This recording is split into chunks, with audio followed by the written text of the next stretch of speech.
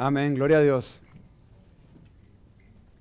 Qué privilegio más grande, qué regalo más hermoso que tenemos de Dios, de poder adorarle y alabarle el día de hoy. Amén. Santo, santo, santo, el Señor Todopoderoso, quien es y quien vendrá. Amén. Les voy a invitar a que abran sus Biblias. Lucas 15.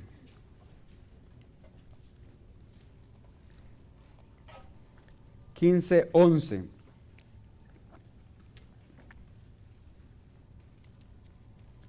Voy a leer.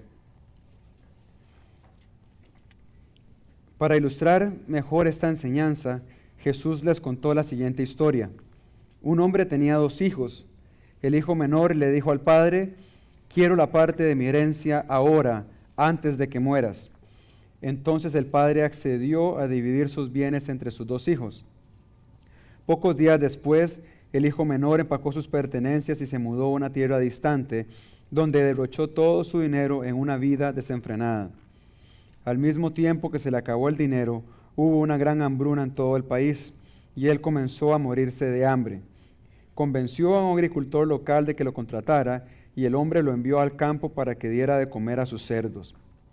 El joven llegó a tener tanta hambre que hasta las algarrobas con las que alimentaban a los cerdos le parecían buenas para comer, pero nadie le dio nada. Cuando finalmente entró en razón, se dijo a sí mismo: en casa hasta los jornaleros tienen comida de sobra, y aquí estoy yo muriéndome de hambre. Volveré a la casa de mi padre y le diré: Padre, he pecado contra el cielo y contra ti. Ya no soy digno de que me llamen tu hijo. Te ruego que me contrates como jornalero. Entonces regresó a la casa de su padre, y cuando todavía estaba lejos, su padre lo vio llegar. Lleno de amor y de compasión, corrió hacia su hijo, lo abrazó y lo besó. Su hijo le dijo: Padre, he pecado contra el cielo y contra ti, y ya no estoy digno de que me llamen tu hijo. Sin embargo, su padre dijo a los sirvientes: rápido, traigan la mejor túnica que haya en la casa y vístanlo. Consigan un anillo para su dedo y sandalias para sus pies. Maten el ternero que hemos engordado. Tenemos que celebrar con un banquete, porque este hijo mío estaba muerto y ahora ha vuelto a la vida, estaba perdido y ahora ha sido encontrado. Entonces comenzó la fiesta. Mientras tanto, el hijo mayor estaba trabajando en el campo. Cuando regresó, oyó el sonido de música y baile en la casa y preguntó a uno de los sirvientes qué pasaba. Tu hermano ha vuelto, le dijo, y tu padre mató al ternero engordado. Celebramos porque llegó a salvo. El hermano mayor se enojó y no quiso entrar. Su padre salió y le suplicó que entrara, pero él respondió: todos estos años he trabajado para ti como un burro y nunca me negué a hacer nada de lo que tú me pediste. Y en todo ese tiempo no me diste ni un cabrito para festejar con mis amigos. Sin embargo, cuando este hijo tuyo regresa después de haber derrochado tu dinero en prostitutas, ¿matas al ternero engordado para celebrar? Su padre le dijo: mira, querido hijo, tú siempre has estado a mi lado y todo lo que tengo es tuyo. Teníamos que celebrar este día feliz, pues tu hermano estaba muerto y ha vuelto a la vida, estaba perdido y ahora ha sido encontrado. Amén. Vamos a orar para empezar este tiempo. Padre Celestial, te damos gracias por tu palabra, gracias por esta enseñanza hermosa que encontramos en la Biblia, Señor. Gracias por darnos tu palabra en español para que la podamos entender. Gracias por preservar tu palabra. Sabemos que ni una jota ni una tilde de tu palabra pasará nunca, Señor. Te ruego por este tiempo, por favor, habla a nuestros corazones, Señor. Sé tú, que no salga nada de mi boca, de mi propio pensamiento o elocuencia, Señor.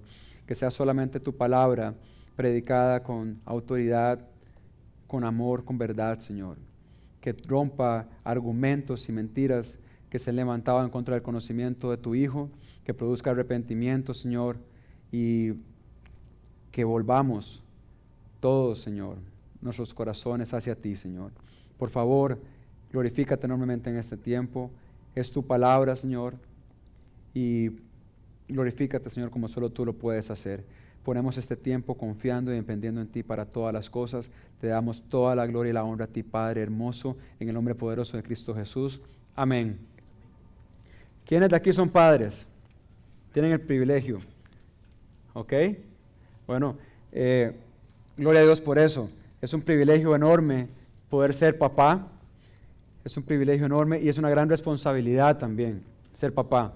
Y ustedes saben que el Día del Papá, el Día del Padre es un día como que no se acostumbra, o sea, de hecho el jueves que fue el Día del Padre, los restaurantes estaban vacíos, no habían tantas ofertas para comer ni nada de eso.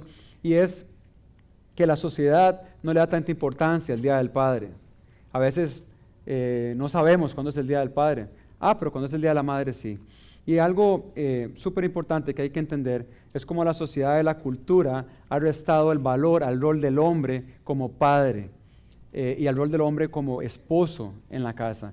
Entonces vemos tantas y tantas películas, tantas y tantas series, fábulas que en la televisión donde ridiculizan al papá.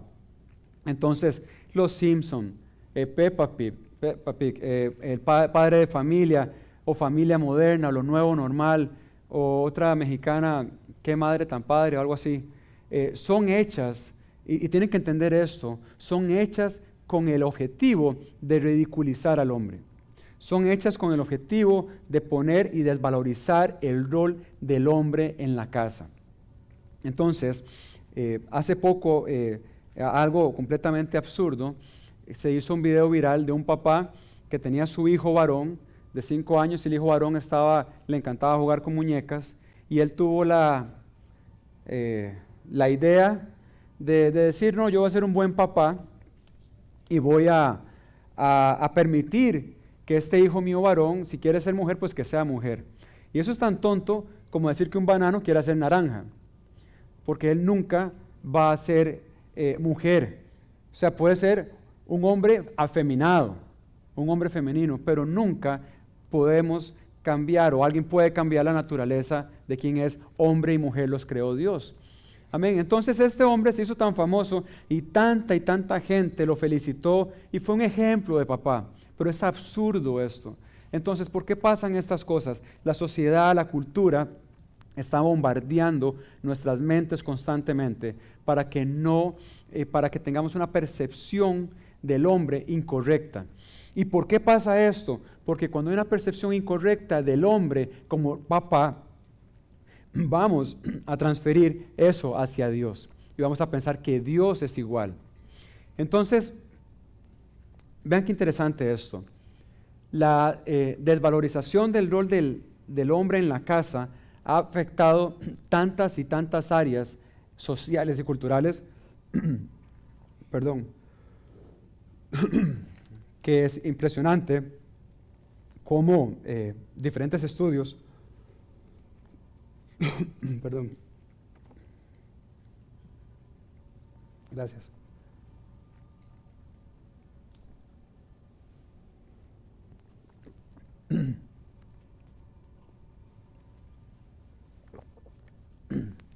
Ya, gracias. Como diferentes estudios hechos en Estados Unidos y otros países desarrollados y estoy hablando de estudios sociológicos, estudios que se han hecho en países desarrollados, han encontrado una relación altísima del costo social de lo que representa la falta de la figura paterna en el hogar. Entonces, en estudios en Estados Unidos, por ejemplo, en el Centro para Recursos Humanos en Ohio, hicieron un estudio con 70,000 niños, jóvenes entre 15 y los 25 años, y vean estos resultados. Y estoy hablando de resultados sociológicos, no son entidades cristianas, o sea, ustedes pueden buscar en internet. 70% de los delincuentes juveniles, 70% de los homicidas menores de 20 años, 70% de los individuos arrestados por violación y otras ofensas graves crecieron sin un padre. En la comunidad afroamericana, donde la figura del padre ha prácticamente desaparecido, especialmente en Estados Unidos, 1 de cada 3 menores de 25 años está preso o en libertad condicional. Otros estudios en Latinoamérica revelan números hasta de un 80% de probabilidad que si el niño está en un hogar donde el papá está ausente, es 80% más seguro que este niño sea homicida, sea criminal, sea violento y sea homosexual. La relación que hay entre la ausencia del padre y la delincuencia y la violencia es súper alta. La asociación estadística entre la ausencia del padre y la delincuencia y la violencia es más fuerte que la asociación que tiene el fumar con el cáncer en pulmón o con enfermedades cardiovasculares. Es súper alta. Entonces, mucha gente está asustada de tanto homicidio. Mucha gente está asustada de todo lo que pasa en el mundo. Está asustada de las guerras, está asustada de las violaciones, está asustada de los asesinatos. Pero no están asustados de los divorcios. No están asustados de apoyar matrimonios homosexuales. No están asustados de que el padre salga de la casa. No están asustados de que hayan tantas madres solteras. Eso no, eso es normal. Pero la raíz proviene de aquí. ¿Por qué? Porque cuando el hogar no está fundamentado en Cristo y no se está llevando como Cristo lo dictó en su palabra, obviamente va a haber muerte. Va a haber muerte y el pecado genera todas este tipo de cosas. Pero tenemos que entender, los que somos hombres, el rol tan importante que tenemos con nuestros hijos y el rol y la responsabilidad enorme que tenemos con ellos. Vean las estadísticas. 70%, 80% de probabilidad de que un niño se pierda, de que un niño deje la escuela, de que un niño no desee trabajar con solo que el padre esté ausente. Y la ausencia del padre no significa solamente que no se fue de la casa por completo. Un padre puede estar en la casa y ser ausente todavía. Si no están activamente y diligentemente involucrados en la crianza de sus hijos, si no están involucrados criándolos, enseñándolos, discipulándolos, amándolos, abrazándolos, participando en las cosas que ellos están en la escuela. Todo eso afecta tremendamente. Hay estudios psicológicos que inclusive relacionan las emociones, la capacidad de tomar ciertas decisiones con la falta del padre. Entonces, ¿por qué les digo todas estas cosas? Porque es importante que ustedes conozcan que esta parte social y cultural, sociológica que estamos viviendo es completamente satánica. ¿Por qué? Porque en el momento que usted tiene una percepción diferente, errónea, del rol del hombre como papá, como esposo, ustedes inmediatamente van a transferir eso hacia Dios y van a pensar que Dios es igual. Pero Dios no es igual. Nosotros como hombres fallamos, somos pecadores, sus papás fallaron y van a seguir fallando. Pero Dios no falla. Entonces vemos el rol crítico, importantísimo que Dios nos está dando como papás, esa responsabilidad. Pero también tienen que entender algo. La mayoría de ustedes probablemente venga de un hogar destrozado. En Latinoamérica los índices son altísimos de hogares que terminaron en divorcio, que el papá se fue, o mamá soltera, o que tantas y tantas cosas que vemos en la sociedad. Y el hecho de que usted esté aquí el día de hoy es un enorme regalo de Dios. Es por la gracia y misericordia de Dios que usted, a pesar de estar en un hogar disfuncional, usted pueda estar aquí oyendo la palabra de Dios el día de hoy. Vemos las estadísticas, 70%, 80% de probabilidad de que su hogar, su papá no estuvo, es 80% de probabilidad que usted haya terminado como un maleante, como un violador, como un asesino, como un homosexual. Pero Dios los ha guardado hasta el día de hoy y tienen que estar muy agradecidos con eso porque ha sido la gracia y la misericordia de Dios cuidándolos a ustedes desde antes de la fundación del mundo. En los Estados Unidos, los lugares donde hay más homicidios y más crímenes son los lugares donde hay más madres solteras. Impresionante. Cuando hicieron el estudio, o varios estudios que han hecho en Europa y en Estados Unidos, no encontraron esta relación con la mamá. Eso es importante que ustedes entiendan, porque a la mamá se le ha dado un valor exagerado en la sociedad. Se ha dicho, nadie tiene el amor de la madre. No hay amor más grande que el de la madre. ¿Cuántos han escuchado eso? Miles de veces. Eso es blasfemia. No hay amor más grande que el de Cristo Jesús muriendo por cada uno de nosotros. Amén y punto. No hay amor jamás que se compare a ese amor. Entonces el amor de la madre es un buen amor, pero jamás le va a llegar ni siquiera a los tobillos al amor de Cristo Jesús. Pero hemos entendido adquirido esos pensamientos del mundo, de la sociedad, y en cierta medida los hemos metido en nuestra mente y en nuestros corazones. Pero interesante, estos resultados. No pasa lo mismo cuando la madre está ausente. Y no estoy hablando que la madre no tenga valor, sí tiene mucho valor, pero tiene el valor que la palabra de Dios dice que tienen. Igual el hombre. Y Dios hizo hombre y mujer. ¿Qué le hizo Dios a Adán? Una esposa. No le hizo una mamá, no le hizo un grupo de amigos, le hizo una esposa para que fueran ayuda idónea. Y la única forma de que podamos tener hijos piadosos que glorifican a Cristo con toda su vida es siendo nosotros como papás humillados, contritos delante de Dios y buscar y anhelar su pasión, su gloria y su honra en todas las cosas que hagamos. Es imposible que podamos criar hijos piadosos o hijos que no estén involucrados en estas cosas sin Cristo. Entonces, sabemos que nuestros papás fallaron, nosotros también fallamos como hombres, somos pecadores, somos corruptos, y esa corruptibilidad no se va a quitar hasta que Jesucristo vuelva por nosotros y quite todo lo corruptible y lo convierta en incorruptibilidad, pero hasta ese momento vamos a fallar como hombres.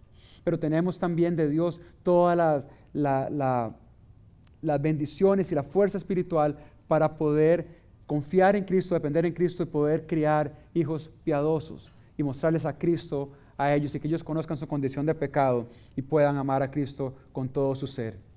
Entonces, hombres, tenemos una gran responsabilidad con nuestros hijos, los que somos papás. Y los que no son, espero que lo vayan a hacer pronto. ¿Ok? Y que sepan, repito, que es un milagro de Dios que podamos estar el día de aquí de hoy con los hogares disfuncionales con los que crecimos. Tal vez sus papás estuvieron o están casados, pero fue su papá un papá que los dio a ustedes a Cristo. Lo más probable es que no. Fue un papá que estuvo pendiente de sus cosas, que cuidó por sus intereses, que lo protegió, que lo amó. Probablemente no. Fue un papá que amó a su mamá. Probablemente no. Probablemente fue un papá violento. Vemos tanto machismo en la sociedad, tanto feminismo, y quiero decir que ambas cosas son pecado. Tanto el feminismo como el machismo es pecado. Pero tenemos que tener mucho cuidado cuando el enfoque de la mujer se le da un sobrevalor. Un sobrevalor. Y eso, quiero ser claro, viene mucho del catolicismo, donde se le da un valor inmesurable a María. Entonces, esto viene ahí, es una raíz que viene ahí, pero lo vemos tan impregnado en nuestra sociedad y tenemos que ir contra la cultura, contra la sociedad, porque eso es lo que Dios nos ha llamado a hacer. Es fácil ser amigo del mundo, pero no es lo que Dios quiere. Dios quiere que nos neguemos a nosotros mismos, que tomemos nuestra cruz y le sigamos. Y eso significa que vamos a tener que ir en contra de todas estas doctrinas, de todas estas filosofías, de todos estos pensamientos que están en contra de la palabra de Dios. Amén. Entonces, cuando Santiago dice no sean amigos del mundo, este tipo de filosofías y pensamientos se está refiriendo a eso, porque están en contra de la palabra de Dios. Entonces, como usted ve a su padre, como es su padre con usted, usted va a transferir eso hacia Dios. Entonces, usted puede decir, no, es que mi padre no me cuidó. Mi padre, yo tenía 3 años y me dejó. Entonces usted transfiere eso y está diciendo, Señor, a Dios, tú me vas a dejar también. ¿Por qué? Porque mi papá me dejó. Tú no me vas a cuidar. Tú no me entiendes. No sabes las cosas que yo he pasado. No te comunicas conmigo. ¿Por qué? Porque mi papá terrenal nunca se comunicó conmigo. Y entonces lo que ustedes hacen es transferir eso hacia Dios. Y por eso les cuesta tanto ver a Dios como un Padre amoroso, perfecto. Porque ustedes en su mente, en su corazón, muchas veces están pensando, mi papá celestial es como mi papá terrenal. Pero nosotros, papás terrenales, vamos a fallar, somos pecadores. Sus papás fallaron. Obviamente, son pecadores. Pero eso no significa en lo absoluto que Dios les va a fallar. Entonces, hay que dejar de transferir estas mentiras, estos engaños que están en su mente, en su corazón, y entender que Dios es un Padre amoroso, es un Padre perfecto, un Padre de gracia, misericordia y amor. Dios nunca, nunca, si tú eres hijo o hija de Dios, Dios nunca te va a fallar. Dios nunca te va a soltar de la mano. Nunca eso va a pasar. Dios es un Padre perfecto. Dios es un Padre de gracia. Dios, siendo Dios, sabía que no había solución para el hombre, que todos corrimos de Dios, que todos estábamos apartados de Dios, que nuestro deseo era estar lejos de Él, de odiarlo. Dios aún así envía a su Hijo Jesucristo para darnos vida eterna. El castigo que merecíamos era la muerte por nuestra rebelión, y Dios decide enviar a su Hijo para darnos vida eterna. Eso es un Dios de gracia. Nadie en el mundo jamás daría un hijo para rescatar a un enemigo. Nadie, ni siquiera un amigo. Yo no lo haría. No me imagino dar a mi hija en sacrificio por alguien, por nadie, honestamente. Pero Dios, con su majestad, con su poder, con su belleza, Él entrega a su unigénito para que todo aquel que en Él crea tenga vida y vida en abundancia. Eso es gracia. Y misericordia es no darnos lo que merecemos, porque cada uno de nosotros merecemos la muerte y merecemos el infierno porque hemos pecado en contra de un Dios santo. Pero tenemos que entender que Dios es un Dios de amor, que Él entiende cada cosa que hay en tu corazón, cada dolor, cada sufrimiento, cada pensamiento que está en tu corazón y en tu mente. Dios lo entiende, Dios lo comprende, Dios se siente, tiene empatía hacia esas cosas. Dios conoce lo más profundo de tu corazón.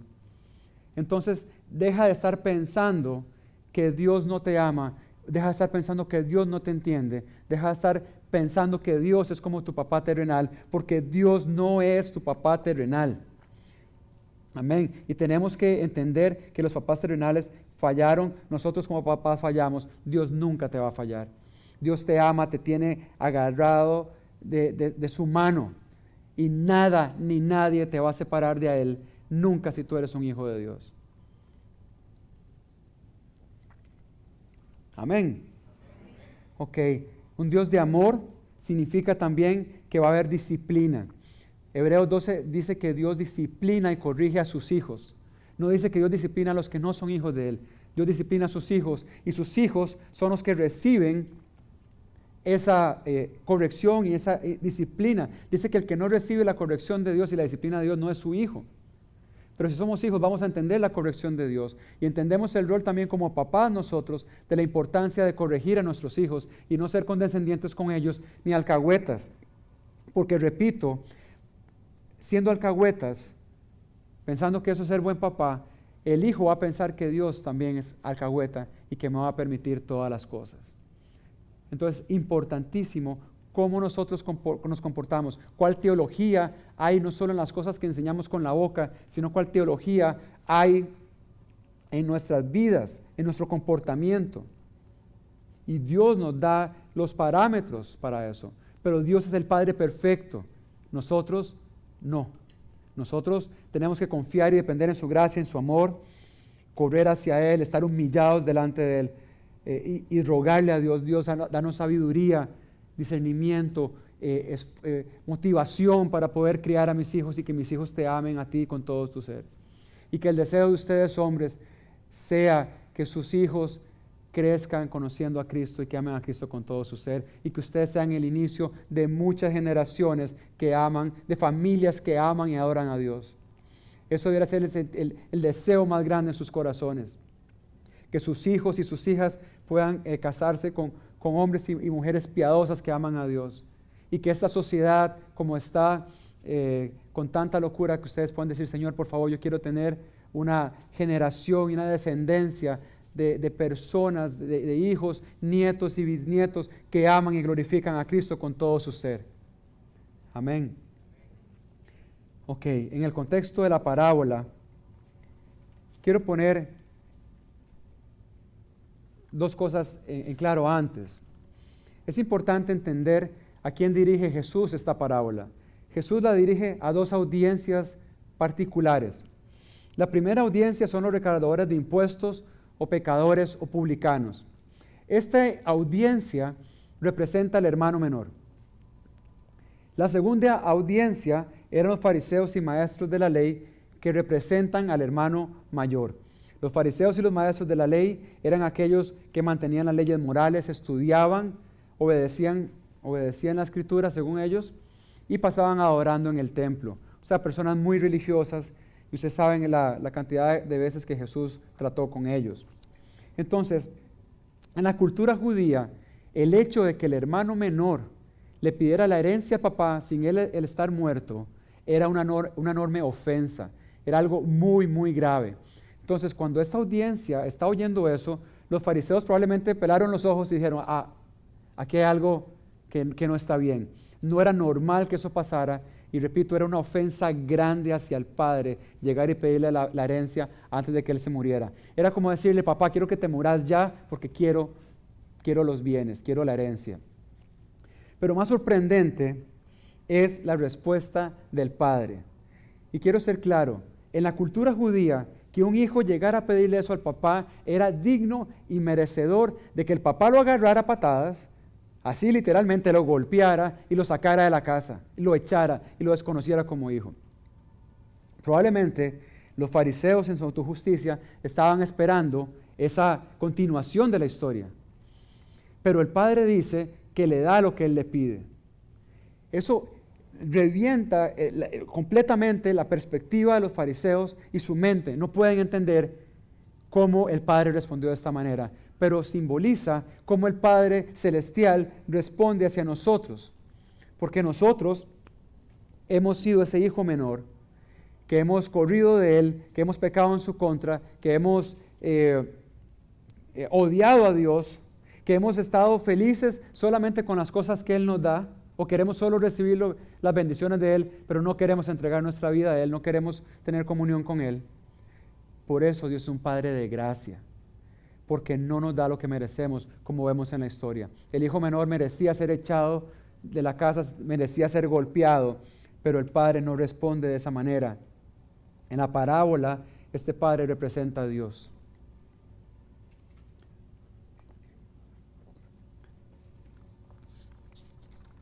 Entonces tenemos que entender que Dios es un Padre perfecto, es un Padre de gracia.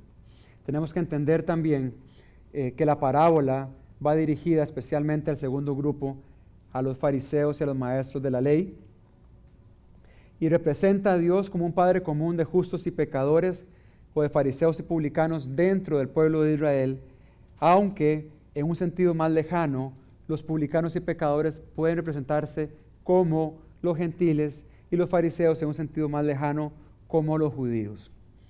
Cosas que pasaron el hijo menor. ¿Qué pasó con el hijo menor? Recibió la herencia del papá, decidió salir de su casa. El hijo menor quería las cosas de su padre, pero no a su padre. ¿Cuántas veces ustedes mismos han anhelado las bendiciones de Dios? Señor, dame esto, dame lo otro, dame aquello, quiero tener tus bendiciones, pero no han amado a su Padre. Han anhelado las cosas que Dios les puede dar, pero no aman al Padre. Esta fue la primera actitud que el hijo menor tuvo. La gente que predica voy a decir la teoría de la prosperidad, se enfoca mucho en esto. Es mucho esto. Yo quiero recibir, pero no quiero dar nada. Entonces, están encantados con los regalos del Padre, pero no aman a su Padre. Imagínense ustedes, padres, los que son papás, que sus hijos estén felices cuando ustedes les regalan cosas. Nada más, me gustó el regalo que me diste, el carrito que me diste, pero no están felices de abrazarlos a ustedes. ¿Cómo ustedes se sentirían como papás? Horrible, ¿sí o no? Mi hijo solo me quiere por los regalos. ¿Cómo se sentirían ustedes? Yo me sentiría horrible, pésimo. Pero eso es lo que el hijo menor hizo. Y muchas veces tú has hecho eso, muchas veces yo lo he hecho también. El hijo menor estaba cansado de obedecer a su padre y anhelaba una falsa libertad. ¿Cuántas veces hemos tenido gente en la iglesia que dicen, es que no tengo libertad como cristiano, Eso es absurdo. Es completamente tonto, pero mucha gente ha pensado que la libertad está en el libertinaje, que la libertad está en no negarse a sí mismo, que la libertad está en no tomar su cruz, que la libertad está en no seguir a Cristo. Pero lo que no entienden es que eso que ellos llaman libertad es esclavitud al pecado y es muerte. Entonces, cuando él piensa, quiero ser libre, quiero derrochar el dinero en prostitutas, quiero tomar licor, quiero drogarme, quiero hacer todas estas cosas, no está siendo libre, lo que está haciendo es un esclavo del pecado.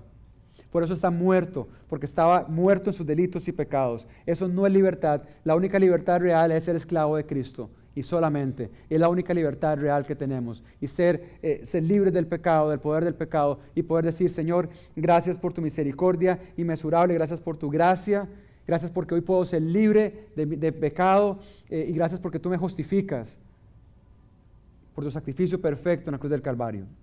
El hijo menor no confiaba en la administración de su padre. Cuando le está pidiendo la herencia, está diciendo, tú no eres un buen mayordomo. ¿Y cuántas veces has pensado lo mismo de Dios? Cuando no ofrendas, cuando te quieres reservar dinero, o no ayudas a un hermano en la fe, o no ayudas a alguien pobre, estás diciendo, no, yo tengo que agarrar esto, almacenar estos tesoros aquí para mí, porque no sé qué va a pasar después. No sé si me vas a proveer o no me vas a proveer. Esto fue exactamente lo que el hijo menor hizo. Dame la herencia, ya, porque no sé qué va a pasar después. Y esta incertidumbre puede estar muchas veces en sus corazones. No saben qué va a pasar más adelante. No saben qué va a pasar, qué va a hacer Dios. Pero Dios tiene el control de todas las cosas. Él es soberano sobre toda la creación. Él es el dueño de todo y no hay absolutamente nada que se escape de su control.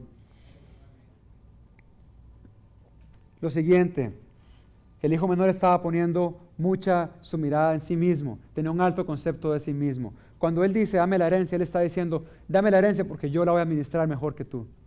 Es una ofensa grande. Y esto todo lo digo para que ustedes entiendan la ofensa grande que el hijo menor estaba haciendo en contra de su padre. Estaba diciendo, tú no puedes administrarlo como yo. ¿Cuántas veces tú has dicho lo mismo en tu corazón? Tal vez no en tu mente, pero en tu corazón. Has dicho, Señor, yo voy a guardar esto, voy a tener este ahorro porque no sé qué va a pasar después. No confío, aunque no lo digas con tu boca, pero si tu corazón no es fiel en las ofrendas y no es generoso con los demás, estás diciendo eso en tu mente, en tu corazón. Señor, no confío en ti, no confío qué va a pasar después, no confío lo que tu palabra dice, que valemos más que pajarillos y que tú vistes a los lirios de manera tan maravillosa, que tú nos vistes a nosotros también. Es no confiar en Dios. Vemos como el hijo menor, después de todas estas cosas, se da cuenta de su estado como pecador. Se da cuenta de que su estado era miserable, que estaba distanciado de su padre, que era un estado de miseria, necesidad, un estado de perpetua insatisfacción. El hijo menor probó todos los deleites del mundo, o al menos varios deleites del mundo, y encontró que ningún deleite del mundo podía satisfacer y llenar el vacío que había en su corazón, porque ese vacío solo lo puede llenar Cristo Jesús. Amén. Entonces él se dio cuenta de eso, se dio cuenta que estaba muerto, se dio cuenta que estaba perdido. Él había tocado fondo. Para un judío, apacentar los cerdos era algo lo más bajo del mundo. Acuérdense que los cerdos eran un animal impuro, y que él estuviera apacentando los cerdos, que él estuviera deseando las algarrobas que le tiraban a los cerdos, significa el estado de miseria que él tenía. Pero ese estado de miseria es el que hemos tenido nosotros antes de recibir a Cristo. Y es el estado también que Dios quiere que tengamos de humillación delante de Él. Amén. Entonces vemos como Él llega, se encuentra con todo esto, y su arrepentimiento y su regreso fue caer en cuenta de esa miseria que Él estaba pasando. Todos nosotros que hemos recibido a Jesucristo como Señor y Salvador, sabemos que esto pasó en algún momento en nuestras vidas. Un momento en que el Espíritu Santo obró en nuestras vidas y nos convenció de nuestro estado de muerte y miseria sin Cristo. Si no has pasado por este momento de arrepentimiento y caer en cuenta, como dice la palabra de Dios acá, probablemente no seas un hijo de Dios el día de hoy. Probablemente estés engañado. Luego el hijo menor meditó en las bendiciones enormes que tenía en su casa y recordó la gracia inmesurable de su padre. Él recordó: mi papá, cuando le pedí la herencia, cuando lo humillé, cuando lo deshonré, Él no me dio lo que merecía, no me golpeó, no me echó, dio lo que yo le pedí. Él se acordó de la gracia inmesurable que había en la casa, el hogar. Y quiero decirte algo: el hogar es Cristo. Cristo es tu hogar. Si eres un hijo de Dios, Cristo es tu hogar. Tu hogar no es Nicaragua, tu hogar no es Managua, porque tal vez puedas pensar: yo quisiera tener mi hogar en Estados Unidos, o quisiera tener mi hogar en X o Y lugar. Pero si tú eres hijo de Dios, tu hogar es Cristo. Amén. Entonces, cuando él medita en las bendiciones enormes que tiene la gracia inmesurable del Padre, dice: quiero volver a mi casa, quiero volver a Cristo. Necesito a Cristo. ¿Cuántos de nosotros hemos pasado por esto? Si eres hijo de Dios, tuviste que haber tenido esto en algún momento en tu vida.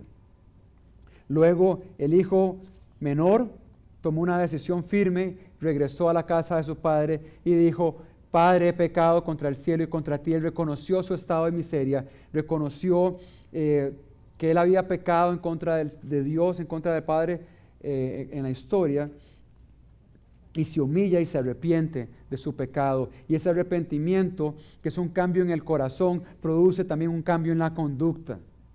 Este hijo no volvió a ser igual. Entonces todos los que son hijos de Dios reales, que han tenido un arrepentimiento real, eso va a producir un cambio en el corazón, que va a producir un cambio de conducta. Y cada uno de ustedes son hijos de Dios, van a mostrar ese cambio de conducta con su testimonio y con su vida. No es posible que tú digas que eres un creyente y vivas una vida de pecado, una vida que deshonra al Padre. Entonces él se humilla, se arrepiente de su pecado. Dios no rechaza un corazón arrepentido y quebrantado. Y el Salmo 51, que es uno de mis salmos favoritos, cuando David peca en contra de Dios, comete adulterio, después comete un asesinato, y él es confrontado, y el arrepentimiento de él es de una humillación completa, de un arrepentimiento genuino, con un corazón quebrantado y humillado. Dios nunca va a rechazar un corazón así. Amén. Cuando el hijo corre hacia él en esa humillación,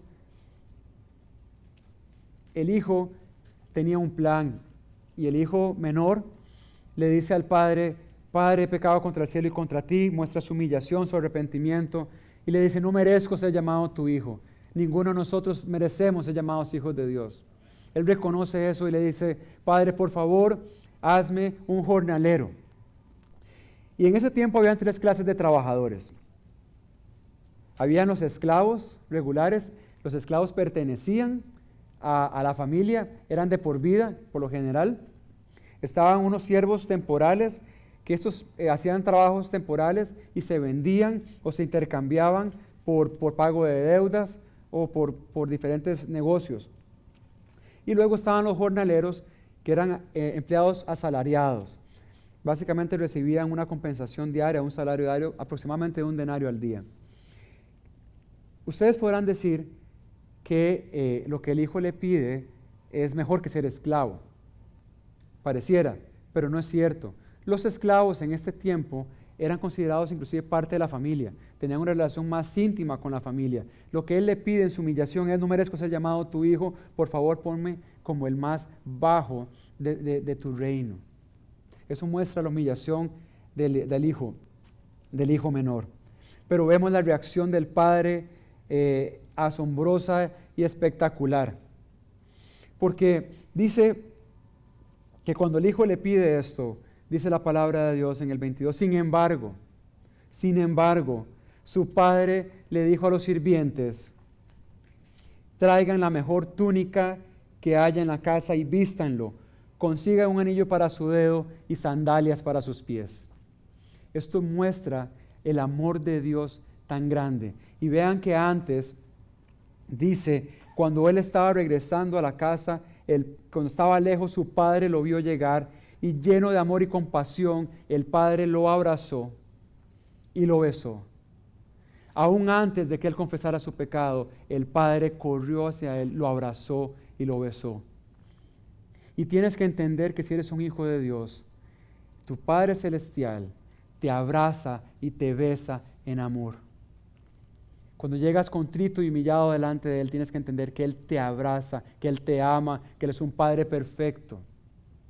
Vemos la reacción de Él y Él dice, sí, hijo, te perdono. No hay pecado que Dios no pueda perdonar. Tal vez muchas veces pensamos, es que ¿cómo Dios puede perdonar a un violador de niños o un asesino? Pero cuando pensamos de esa manera, estamos pensando mucho en nosotros mismos y hay mucha autojusticia en nosotros, porque el que dijo no matarás también dijo no cometerás adulterio, y todo el que falla un punto de la ley falla absolutamente en todo, porque Dios es santo, santo, santo.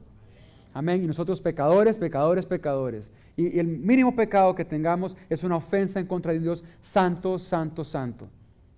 Amén. Y no hay pecado que Dios no pueda perdonar. No hay pecado que si llegamos en arrepentimiento genuino, Dios no pueda perdonar.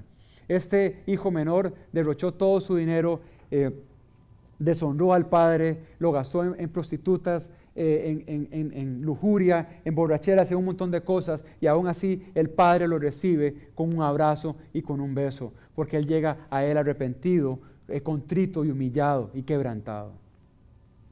Entonces dice que lo viste con la mejor túnica. De modo semejante, la gracia de Cristo provee para nosotros cuando estamos arrepentidos y humillados delante de Él. Y la túnica es en nuestra vida la justicia de Cristo, el vestido con que estamos nosotros cubiertos, la nueva naturaleza en Cristo Jesús. Por eso Colosenses 3 habla tanto, vístanse de la nueva naturaleza. Gálatas 3:27 también haciendo referencia a la justicia de Cristo. Vístanse, quítense los trapos viejos. Cuando el padre recibe al hijo menor, este hijo menor venía oliendo horrible, venía con ropas, estaba apacentando los cerdos. Imagínense cómo él venía, pero acuérdense cómo veníamos nosotros cuando llegamos a Cristo. Olíamos mal, estábamos muertos en nuestros delitos y pecados. Nuestra ropa era una ropa de inmundicia. Amén. Y entonces vemos cómo Él nos da una nueva vestimenta, una nueva naturaleza en Cristo Jesús. Y eso es un milagro hermoso y es un regalo hermoso. También el anillo. Cuando le da el anillo, el padre en esta historia le está diciendo, eres hijo. Te estoy dando el anillo que representa que tú eres un hijo legítimo. El anillo tenía una inscripción con el nombre de la familia. Y cuando se pone el anillo, eso simboliza para lo que es para nosotros el Espíritu Santo como un sello en nuestros corazones que nos da la garantía y la seguridad de que nada nunca nos va a separar de Dios y que estamos seguros en Él. Que la salvación no la podemos perder para los que somos hijos de Dios. Las arras del Espíritu como un sello en nuestro corazón que nos recuerda constantemente su misericordia y la seguridad que tenemos en Cristo. Tercero, pone calzado a sus pies. Y el calzado es el Evangelio de la paz, Efesios 6:15, por el cual debemos caminar los hijos de Dios todos los días de nuestra vida. Amén. Qué hermosos regalos, ¿no es cierto? Y estos regalos Dios te los ha dado por su gracia y por su misericordia si tú eres un hijo de Dios. Por eso dice tanto, vístanse con la nueva vestidura, quítense las cosas viejas, la vieja naturaleza. Tengan el Espíritu Santo como garantía en sus corazones y caminen prestos sus pies en el Evangelio de la paz. Luego, el Padre hace una gran fiesta, un gran banquete, y el becerro gordo. Y el becerro gordo, quiero decirles que era reservado solo para ocasiones muy, muy especiales. Eso representa las bendiciones espirituales que tenemos en Cristo Jesús. Y los voy a invitar a que vayamos a Efesios capítulo 1.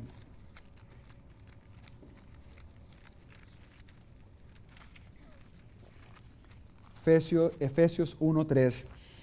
Dice que toda la alabanza sea para Dios, el Padre de nuestro Señor Jesucristo, quien nos ha bendecido con toda clase de bendiciones espirituales en los lugares celestiales, porque estamos unidos a Cristo.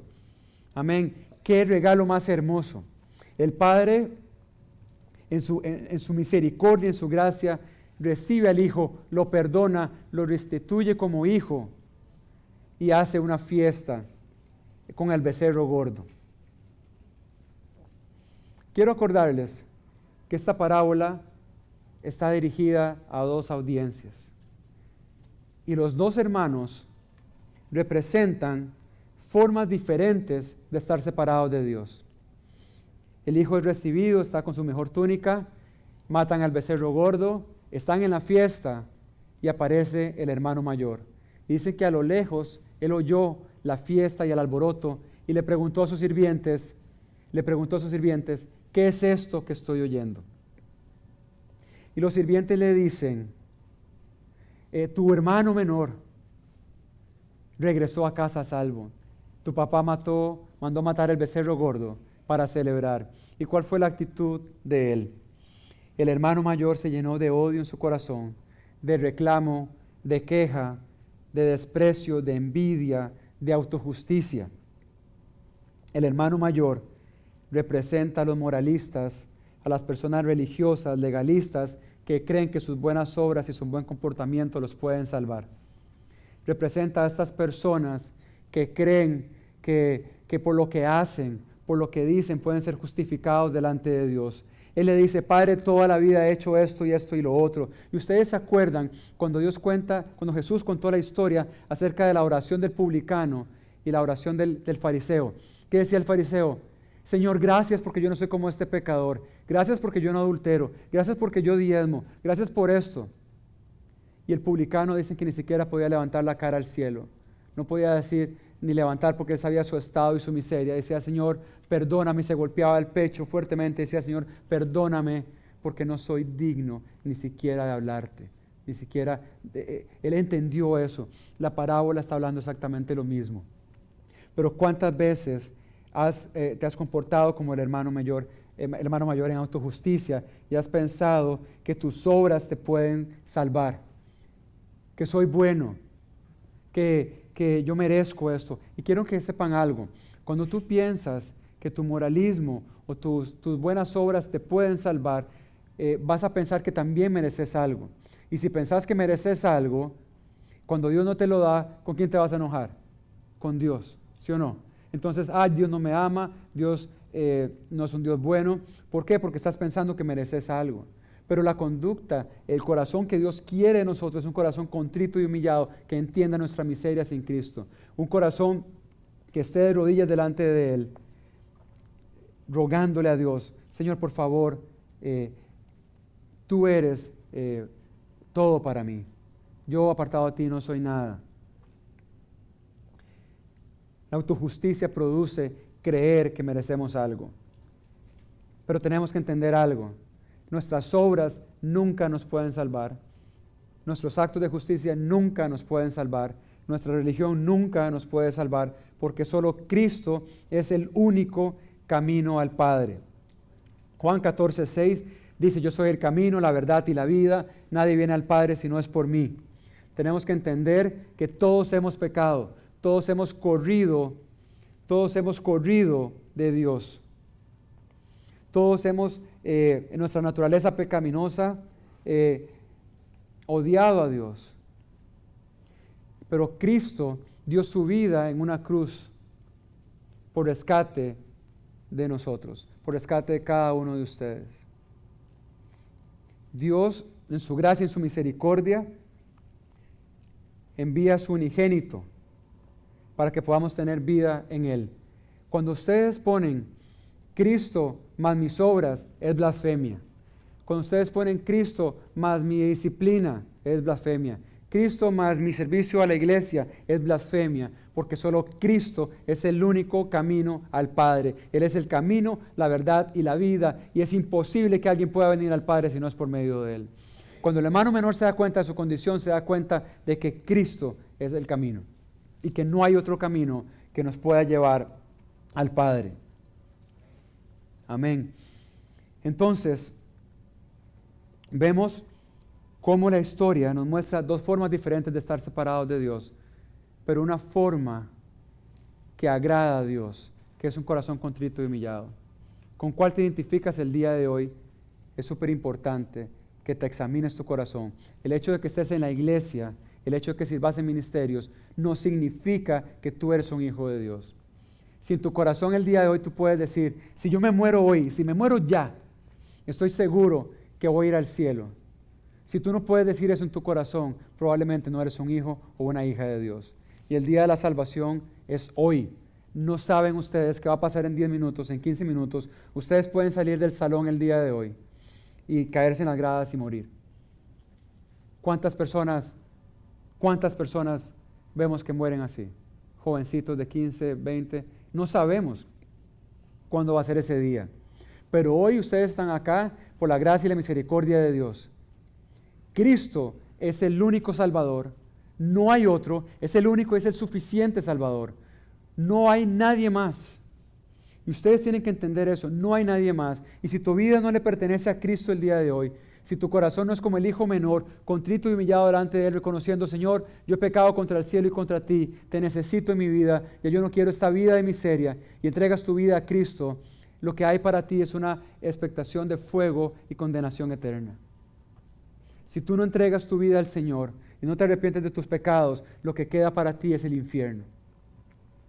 En esta historia, como la historia del publicano y la historia del fariseo, dice al final en la oración que uno se fue justificado, el publicano, el pecador, el que toda la sociedad despreciaba, salió justificado y el otro no. En esta historia es igual. ¿Cuántas veces hemos actuado de estas maneras? Y mi ánimo para el día de hoy es que de corazón medites en tu mente, en tu corazón y le digas, Señor, Dios, yo soy tu hijo, ¿sí o no? Si yo me muero hoy, ¿voy a estar contigo por una eternidad o no? Y no salgas de este lugar sin haber entregado tu vida al Señor. Tú no sabes qué va a pasar en 10 minutos. No lo sabes. El día de la salvación es hoy y es ahorita. Isaías 55, 6, 7.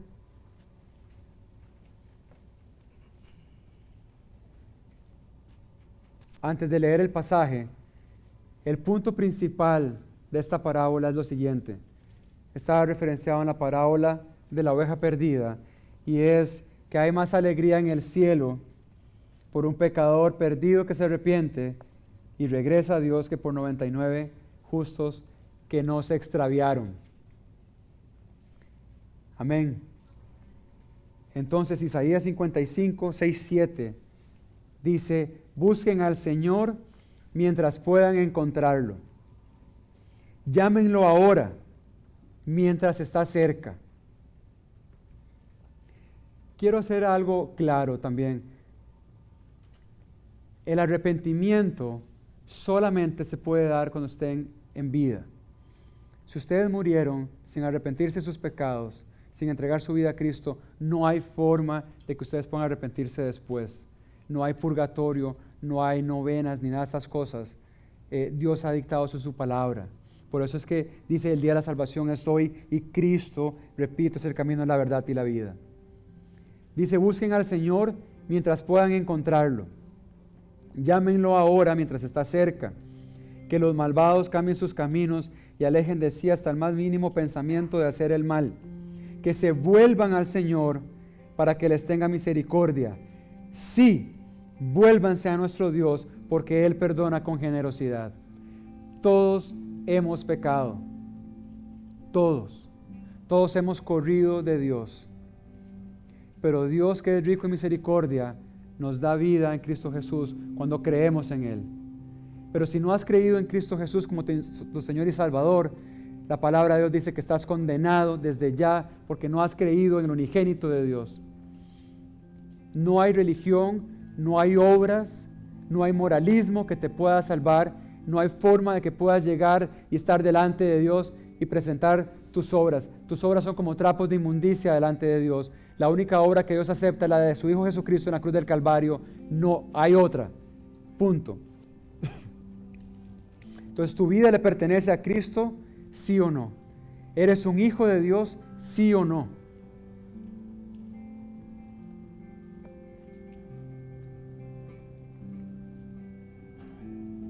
No hay pecado tan grande que Dios no pueda perdonar. No hay pecado tan grande que Dios no pueda perdonar. Les voy a invitar que se pongan de pie y por favor que puedan orar en su corazón y pedirle al Señor si ustedes están seguros de su salvación el día de hoy. Si ustedes no están seguros de su salvación, es que no tienen el anillo, el Espíritu Santo como las arras del Espíritu, confirmando a su vida que ustedes son hijos de Dios y que Dios los ha adoptado como sus hijos. Vamos a orar. Padre Celestial, gracias por tu palabra. Gracias porque tú eres un Padre de gracia y misericordia. Gracias, Señor, por dar a tu Hijo Jesucristo en la cruz del Calvario para rescatarnos del pecado, rescatarnos de la muerte. Gracias por no darnos lo que merecemos, Señor. Cada uno de nosotros hemos pecado, hemos corrido de ti. Tu palabra dice que cuando éramos tus enemigos, cuando te odiábamos, Señor, tú diste a tu Hijo como sacrificio perfecto por cada uno de nosotros. Te ruego por cada una de las personas, hombres y mujeres que están acá el día de hoy, Señor. Por favor, toca sus corazones, sus mentes. Trae esa convicción que solo puede provenir de tu Santo Espíritu. Esa convicción de miseria, de tanto sufrimiento y tristeza apartado de ti, Señor. Si hay alguien acá que no es tu hijo o tu hija el día de hoy, por favor, revela eso. Pon eso fuerte en sus corazones y produce arrepentimiento y produce que estas personas puedan volver su corazón a ti, Señor. Cambia su mente, cambia sus corazones. Solo tú puedes hacer eso. Y por favor te ruego que ores milagrosamente en cada uno de nosotros, Señor, en cada una de estas personas que están acá el día de hoy, hombres y mujeres y niños que nos acompañan. Por favor, Señor, toca sus corazones y que el día de hoy no salga nadie de estas puertas que no esté seguro de que tú lo has rescatado, Señor. Que no salga ninguno que no haya arrepentido sus pecados y que no haya entregado su vida a ti, Señor. Por favor, glorifícate enormemente y te ruego también que como iglesia podamos ser una iglesia contrita y humillada delante tuyo, entendiendo la miseria tan grande que tenemos sin ti, Señor, pero también las grandes abundancias espirituales que tenemos en ti, como dice tu palabra en Efesios 1, que tú nos has llenado de bendiciones espirituales en Cristo Jesús. Y muchas gracias por eso, Señor. Te damos toda la gloria y la honra a ti. Gracias por adoptarnos como tus hijos y gracias porque podemos ser llamados tus hijos el día de hoy. Por favor, Señor, te ruego, trae arrepentimiento el día de hoy, trae convicción fuerte en los corazones y que haya muchas personas hoy volviendo su corazón a ti, Señor, volviendo su corazón al Padre Celestial, al Padre Perfecto, al Padre de amor que eres tú. Te damos toda la gloria y la honra, Padre hermoso, en el nombre poderoso de Cristo Jesús. Amén.